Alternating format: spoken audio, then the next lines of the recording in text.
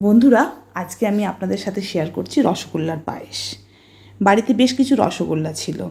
সেই রসগোল্লাগুলো পরিবারের লোকজন খুব একটা খেতে পছন্দ করে না, তাই ভাবলাম যদি এইভাবে রসগোল্লার পায়েস বানিয়ে নিই তাহলে ওরা কিন্তু খুব আনন্দ সহকারে খেয়ে নেবে। চলুন দেখে নেওয়া যাক কীভাবে বানিয়েছি। প্রথমেই আমি 1 প্যাকেট দুধ নিয়েছি। সেই দুধের সাথে আমি বেশ কিছুটা পরিমাণ গুঁড়ো দুধ মিশিয়ে সেটাকে আমি এর সাথে দিয়ে দিলাম।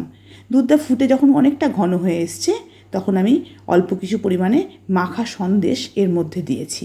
যদি অন্য কোনো বাড়িতে কোনো সন্দেশ থাকে সেটাও দিতে পারেন। এতে কী হয়, টেক্সচারটা অনেক ভালো আসে এবং খেতে অসম্ভব টেস্টি হয়। তারপর যখন এইরকম অবস্থায় যখন অনেকটা ফুটে গিয়েছে তখন দিয়ে দিয়েছি 1 কাপ মতো চিনি দিয়েছি। মিষ্টিটা আপনারা যেরকম যে খান সেরকম অনুযায়ী দেবেন, সেইটা পরিমাণ বুঝেই আপনারা দেবেন। এরপর দেখুন প্রায় ফুটে গিয়েছে এবং খুব ঘন হয়ে এসছে, ক্ষীরের মতো হয়ে গিয়েছে। সেই সময় আমি যে রসগোল্লাগুলো আমার ছিল সেটা আমি এর মধ্যে এক এক করে দিয়ে দিলাম। রসগোল্লা দেওয়ার পরেতে অল্প একটু ফোটাবেন, কারণ খুব বেশি ফুটিয়ে দিলে রসগোল্লাগুলো অনেক সময় ভেঙে যেতে পারে।